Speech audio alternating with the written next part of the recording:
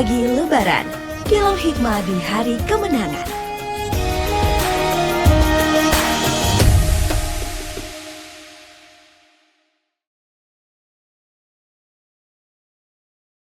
Assalamualaikum warahmatullahi wabarakatuh. Selamat pagi pendengar dan pemirsa RRI Sumeneb.net. Senang sekali kita bisa berjumpa kembali di Mutiara Pagi Lebaran di kesempatan edisi pagi hari ini. Pendengar dan pemirsa RRI Sumeneb.net, ihsan adalah puncak dari iman dan Islam, beribadah seolah-olah melihat Allah. Lalu bagaimana ihsan ini membentuk akhlak dan juga menyempurnakan ibadah kita?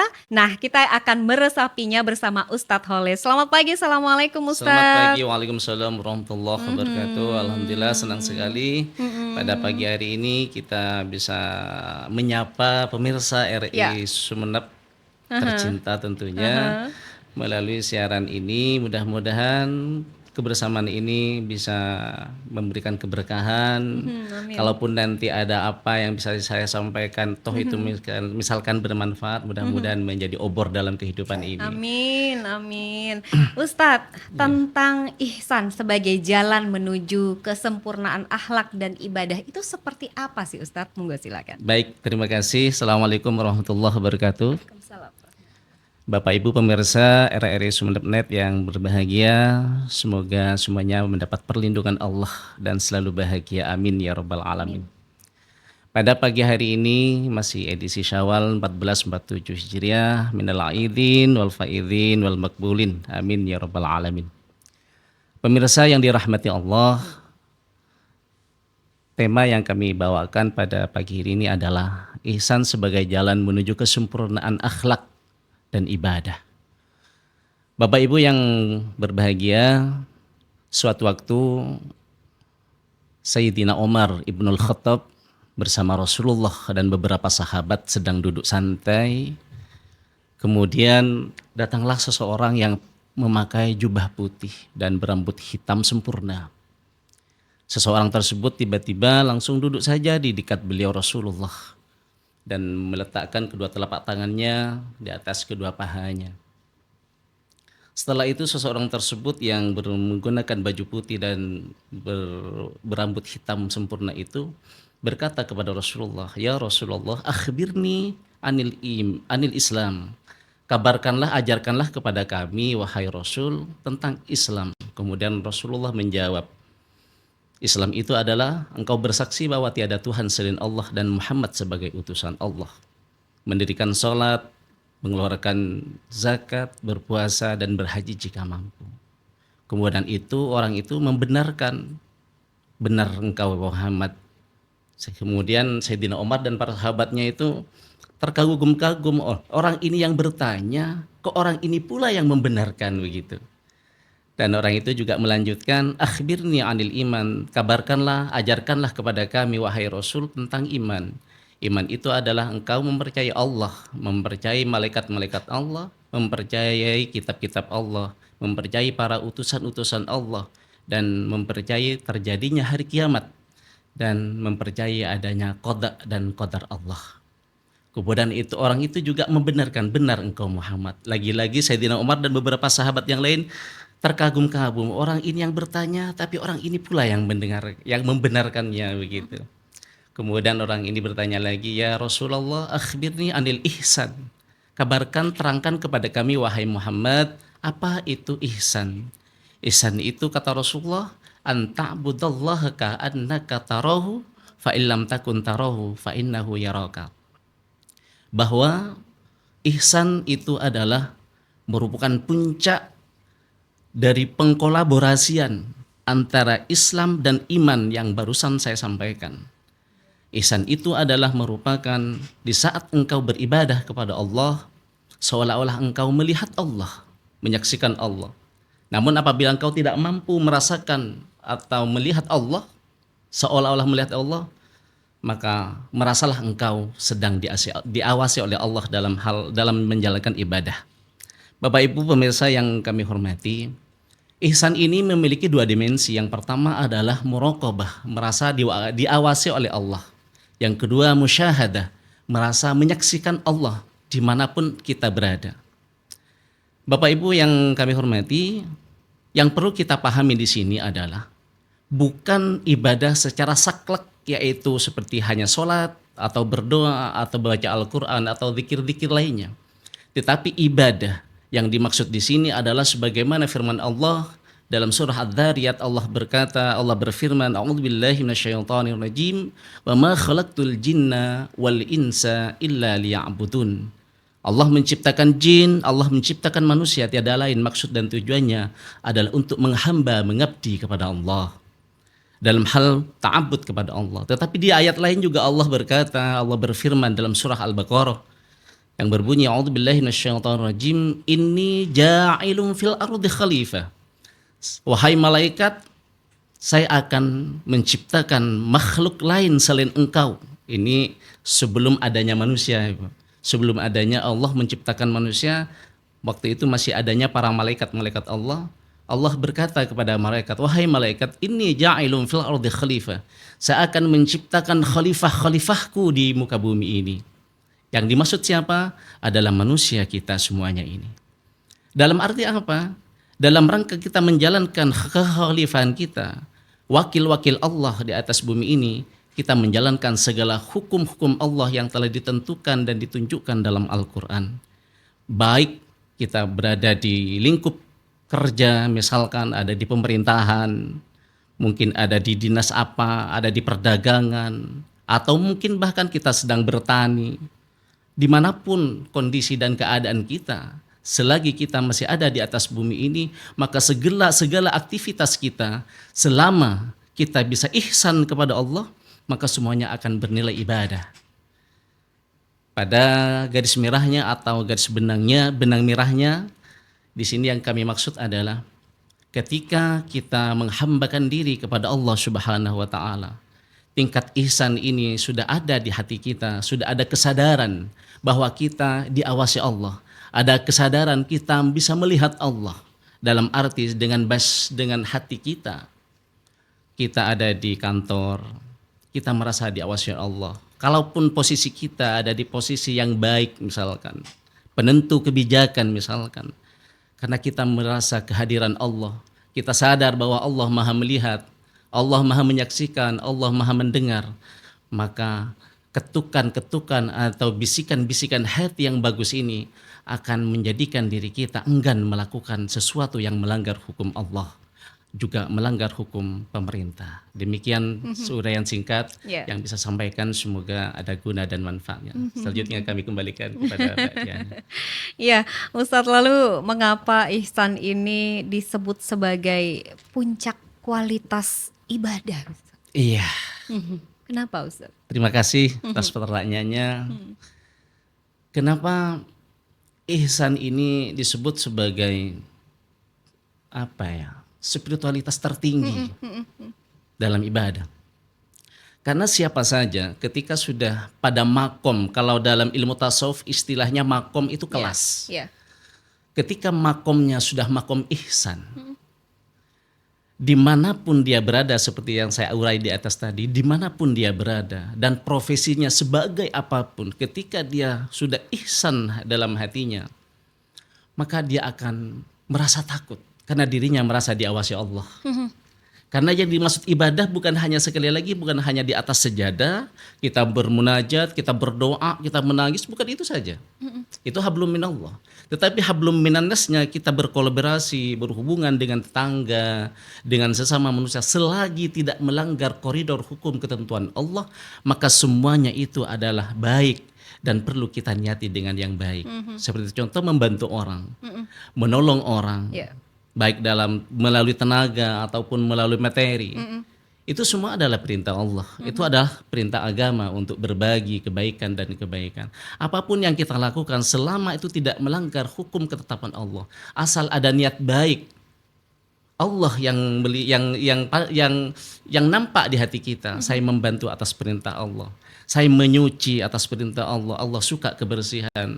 Saya sebagai istri di dapur ini semata-mata untuk mentaati dan menghormati suami yang sedang lelah datang dari pekerjaan. Misalkan itu semuanya, baik anak, istri, suami, siapapun orangnya. Kalau sudah melakukan sesuatu dan selama pekerjaan itu tidak melanggar aturan Allah, diniati karena Allah, maka itu akan menjadi ibadah. Sehingga orang yang memiliki sifat ihsan tadi akan mencapai titik mulia di hadapan Allah karena dia tidak kosong dalam ibadah. Dia merasa diawasi Allah. Dia merasa kehadiran Allah di setiap ibadahnya. Tidak ibadah secara langsung kepada Allah, membantu orang lain, Allah yang nampak di hatinya. Ini perintah Allah untuk membantu orang. Ini perintah Allah untuk bersopan santun. Ini perintah Allah, saya harus berhati-hati dan segalanya. Maka ketika ada hubungan batin yang tersambung dengan penciptanya, inilah makom ihsan. Karena dia tidak lagi melihat siapa yang dihadapi, tetapi dia melihat Allah terhadap makhluknya yang dihormati itu tadi. Masya Allah, iya. Ini sudah masuk level tingkat dewa ya Ustadz ya, tertinggi ya. Iya, kalau di tasawuf itu ada istilah makom musyahadah. Musyahadah itu sudah menyaksikan Allah. Dalam arti bukan dengan ainul basir, dengan mata Iya, mata kita telanjang. ini ya, tidak ya.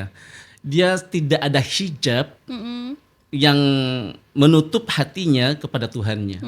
Sehingga dimanapun dia berada, dia merasa kebesaran Allah di situ.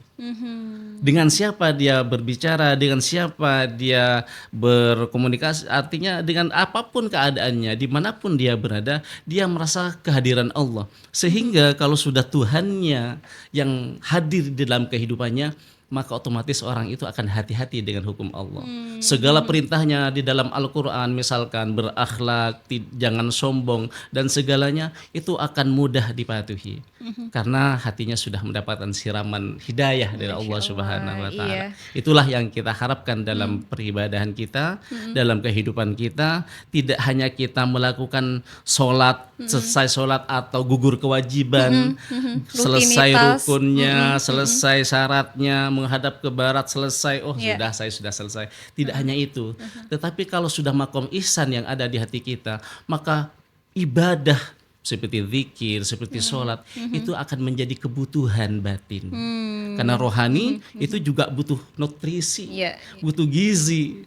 Kalau sekarang ada istilah MBG, ya lah untuk memenuhi jasmani kita. Tetapi kondisi batin kita ini butuh nutrisi. Nutrisi itu tadi adalah ketika kita melakukan sesuatu, utamanya ibadah kepada Allah, dia merasakan kebahagiaan setelah sholatnya, merasakan happy. Karena misalkan contoh nih, dari pagi jam 7 kita berangkat kerja, berhadapan dengan laptop misalkan bagi Bapak Ibu yang mungkin di perkantoran, jenuh, penat dan sebagainya. Ketika duhur sudah dikumandangkan, istirahat. Karena rata-rata di Indonesia kalau sudah jam duhur, perkantoran istirahat ya, rata-rata sampai jam 1. Istirahat selesai, langsung ke kamar mandi, mungkin ambil wudhu dan sebagainya, pergi ke tempat sholat, dia menghadap Tuhannya, dia akan terrelaksasi dengan sendirinya. Karena sebenarnya kepenatan itu bukan jasmani kita sebenarnya sih, pikiran kita. Bapak Ibu yang hormati, mungkin itu dulu. Silakan Mbak Diana. Iya, jadi semacam kayak sudah mendarah daging, udah mengalir di urat nadi gitu ya Ustadz ya. Seperti yang tadi disampaikan juga, itu seperti CCTV yang nggak pernah mati. Betul sekali. Nah Ustadz, kalau semisal kita sudah mencapai ihsan di bulan Ramadan dan kita juga ingin mempertahankan atau bahkan juga ingin meningkatkan di bulan-bulan selain bulan Ramadan, itu bagaimana caranya Ustadz? Konsistennya itu Ustadz. Itu dia. Mempertahankan. Baik, terima kasih. Kalau kita di Ahlus Sunnah wal Jamaah ya, paham Ahlus Sunnah wal Jamaah itu mengakui bahwa keimanan seseorang itu bisa naik, bisa turun. Tapi kelemahan di kita ini ya ketika turun ya turun beneran gitu. Ketika turun ya berbulan-bulan bahkan bertahun-tahun tidak naik-naik gitu ya. Mungkin naiknya hanya sewaktu kita merasa betul-betul butuh pertolongan Allah. Dapat musibah, biasanya baru ingat Allah gitu ya. Tagihan, bunga mekar dan sebagainya misalkan gitu ya. Sudah tidak ada jalan lain. Relate mungkin, banget ya Ustadz ya. Mungkin pada saat itu naik lagi. Sebenarnya Allah itu suka sih sebenarnya. Ketika ada hamba yang mungkin pada malam hari membasahi pipinya karena khosyah, merasa takut kepada Allah, memohon supaya dosa-dosanya diampuni. Allah suka sekali kepada orang seperti itu. Tapi kembali kepada pertanyaan yang disampaikan Mbak Diana barusan, bagaimana cara mempertahankannya? Ini tidak ada yang bisa kita jamin, Bapak, Iya. Ibu. Mengapa? Karena ini adalah hak prerogatif Allah. Hidayah itu hak prerogatif Allah. Bahkan baginda Nabi Shallallahu Alaihi Wasallam sewaktu pamannya masih tetap di luar Islam, sampai Allah berkata, innaka la tahdi, engkau tidak bisa memberikan hidayah wahai Muhammad. Engkau hanya cukup berusaha menyampaikan dakwah dan berdoa. Hidayah itu adalah urusanku. Iya. Artinya kalau kembali ke sini bahwa hidayah itu adalah hak prerogatif Allah Subhanahu wa taala, maka barang tentu kita harus banyak-banyak minta. Kan begitu ya. Iya. Jadi dari sisi matematikanya kan begitu ya. Kalau hidayah itu sudah hak prerogatif Allah, lalu kita disuruh minta, ya minta. Dari saking pentingnya hidayah, sehingga Allah Subhanahu wa taala mengajarkan dan menuntunkan, mensyariatkan sholat kepada kita, sampai di dalamnya itu ada namanya rukun qauli. Rukun qauli itu adalah kewajiban daripada rangkaian ibadah sholat yang harus dilakukan. Salah satunya rukun qauli itu adalah bacaan surah Al-Fatihah. Bismillah sampai waladhdallin. Itu rukun qauli, tidak boleh ditinggalkan. Kalau misalkan subhana rabbil a'la di saat sujud, di saat ruku, itu bisa ditinggalkan. Yang penting kita tumakninah. Tetapi rukun qauli yang berupa bacaan surat Al-Fatihah tidak bisa ditinggalkan. Di sana ada kalimat begini yang sangat indah sekali. Ihdinas siratal mustaqim. Siratal ladzina an'amta 'alaihim ghairil maghdubi 'alaihim waladdallin. Artinya, ya Allah, berilah kami petunjuk-Mu. Tunjukilah kami ke jalan-Mu yang lurus. Sebagaimana Engkau telah memberikan nikmat kepada para anbiya wassalihin wasyuhada. Berilah kami nikmat hidayah seperti Engkau memberikan nikmat kepada mereka. Dan jangan berilah kami nikmat sebagaimana orang yang Engkau durhakai, ya Allah. Engkau waladhdallin, orang yang kesasar, ya Allah. Artinya apa? Di setiap kita sholat 5 waktu dalam sehari semalam, kalau kita kalkulasi dengan rakaatnya 17 kali dalam sehari semalam, kan begitu ya. Berarti itu ada 17 bacaan surat Al-Fatihah yang kita baca begitu. Disitulah kita disuruh merintih kepada Allah, senantiasa meminta petunjuk, sehingga kalau hati sudah terbiasa mendapatkan petunjuk Allah, siraman ruhani dari Allah, maka hati ini akan terbiasa. Masya Allah. Ketika sudah terbiasa, maka hukum matematikanya lagi adalah sudah mendarah dan mendaging, dia memiliki kebiasaan atau tabiat yang seperti itu. Sehingga makom ihsan insya Allah ada di hati kita selama hidayah Allah senantiasa memencari kehidupan kita. Masya Allah, iya. Ya kadang kita juga sebagai manusia biasa itu kadang hilafnya Masya Allah ya Ustadz ya. Kalau Ramadan udah kita bisa mencapai ihsan, kemudian nanti di Lebaran, terus lepas Lebaran udah teledor, udah mulai nurun gitu. Mudah-mudahan sih enggak ya Ustadz ya. Memang sih benar gitu. Ada sih hadis Nabi. Boleh saya bacakan? Boleh, ya? Ustadz. Masih. A'udzubillahi minasyaitonir rajim. Nabi berkata begini, Inna fil jasadi lamudghah. Idza solahatil jasadi kullu wa idza fasadatil jasadi kullu ala wahiyal qalbu. Di dalam diri manusia itu ada segumpal daging, Mbak. Segumpal daging itu kalau baik semua seluruh anggota badannya. Dari perkataannya, dari penglihatannya, dari pendengarannya, dari jalan pikirannya, dari terbersitnya hatinya, segalanya, gerakan anggota tubuhnya, semuanya akan menjadi baik kalau segumpal daging itu baik. Tetapi wa idza fasadat, tetapi kalau segumpal daging itu buruk, maka seluruhnya akan terpancar keburukannya.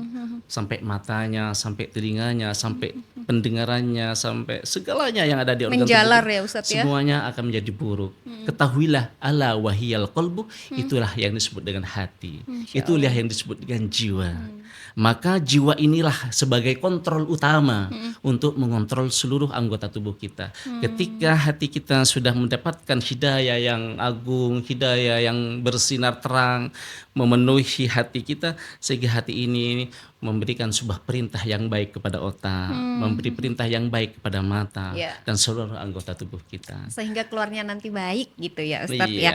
Yang terakhir Ustadz, Siap. ini bagaimana ya antara hubungan ihsan dan juga pembentukan akhlak mulia seorang manusia. Iya. Kadang kan katanya ada yang bilang ilmu yang tinggi, pinternya orang tuh nggak begitu penting.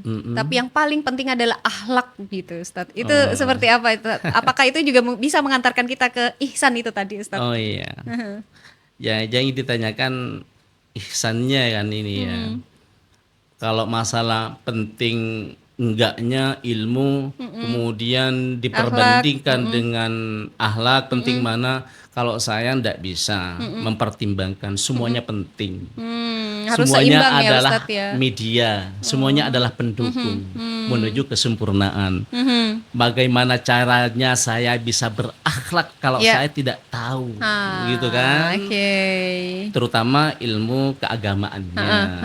Bagaimana sih saya akan mencerminkan pribadi yang baik kalau saya tidak memiliki sumbernya, begitu kan? Kalau dibenturkan semacam ini tidak baik sebenarnya. Tidak ada dalam agama. Jadi harus seimbang dan semuanya penting. Semuanya Tidak penting. ada yang mana didahulukan, tapi Betul. sama nih, imbang.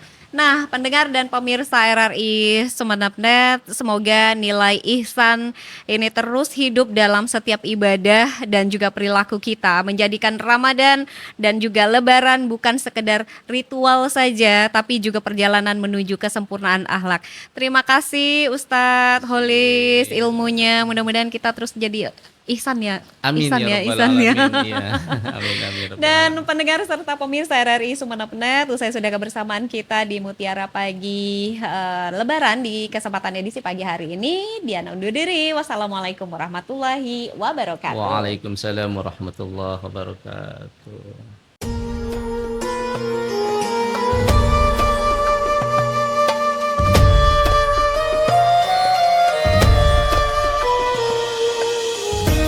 Mutiara Pagi Lebaran, kilau hikmah di hari kemenangan.